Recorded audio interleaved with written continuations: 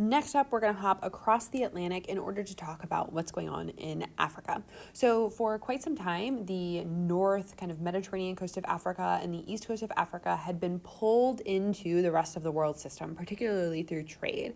But the Sahara Desert, as you can imagine, had been quite the obstacle to incorporating sub-Saharan Africa, West Africa, Central Africa, etc., into the rest of the world system that was going on in Afro-Eurasia at the time.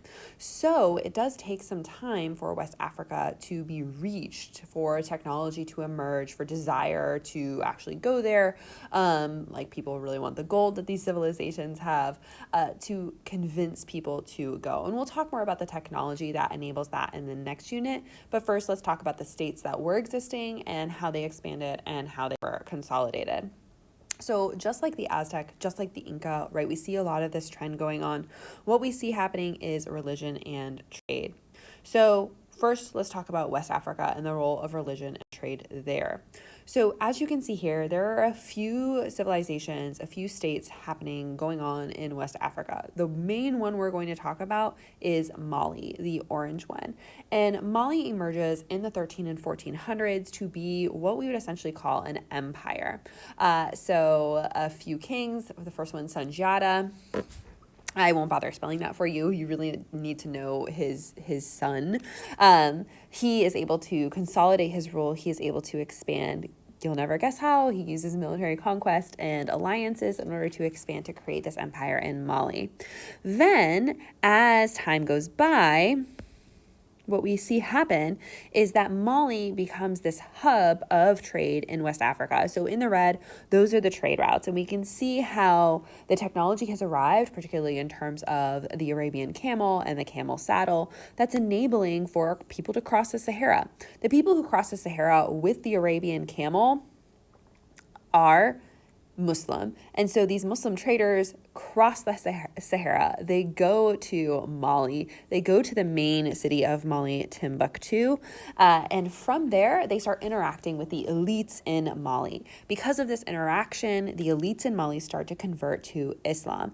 And so that also further connects them to the rest of the world system because there's so much Islam spreading, right? So if you think about like this area of the world is Muslim, this area of the world is Muslim, right? There's Muslims out in India. And so because of that, they're kind of connected. And so we see the adoption of Islam, right, religion, kind of increasing the power of the state in West Africa. Particularly the guy you need to know is this guy. So his name is Mansa, which is the term for king or sultan, Musa. And he is basically the richest man to ever live. And that's because of the gold and salt trade that's happening in West Africa. Like lots of people need salt, lots of people need gold. And so he's able to become the richest man in the world. And what he does is he actually, oh my. Okay. Now we're good. He is able to go on a Hajj, right, or a pilgrimage to Mecca for the faithful from Timbuktu, right, and he goes up here, he goes to Cairo, and he goes to Mecca, and he changes the entire economies of the places that he goes because he just spreads so much gold around. So it kind of shows the impact that religion and trade can have on state building and the power of people to create and manage an empire in West Africa. So the last place we're going to talk about is East Africa. So I already mentioned how East Africa had been involved for a long time in the world system. And a lot of that is because of the trade that's happening in the Indian Ocean. And here on this image, you can kind of see all the different trade routes on the Indian Ocean. We'll talk more about those in Unit 2. But first, right, we'll talk about what these are. So these are Swahili city-states. So as city-states, they are independent. They all pretty much share a culture, a language. Swahili is the blending of a few different things, of Persian, of Arabic, so right, traders bringing those, and then also of Bantu, which is the kind of native language group from Central Africa that spreads. And so all of these things spread together, mixed together, and these city-states are becoming major, what we would call entrepôts. So they're like places where people gather, and they exchange ideas, and they're port cities, right? They're cosmopolitan, they're multicultural, they're just amazing melting pots of places. And so we'll look at this, right? The first thing we do is read the source line. So Terry H. Elkis, historian. So I know I'm not looking at a primary source, right? I'm looking at a secondary source. And it says Kilwa Kisiwani, The Rise of an East African City-State, an article published in African Studies Review, a scholarly journal in 1973. And here's what he has to say. The East African coast was certainly known to the people of Arabia by the 8th century BCE. So we see that like long-term continuity or continuance of trade and connection, particularly over long distances here. It says, in fact, the ancient southern Arabian state of Al-San traded extensively there and may have actually held a portion of the coast, right? So again, that continuity. Traders who reached the coast discovered a number of potentially valuable raw materials there. Among these are spices, tortoiseshell, coconut oil, ivory, and later gold and slaves. It was not until almost 1000 CE, however, the first important commercial city-states emerged along the coast. These city-states fluctuated in wealth and prestige as they competed for coastal hegemony. That word means dominance.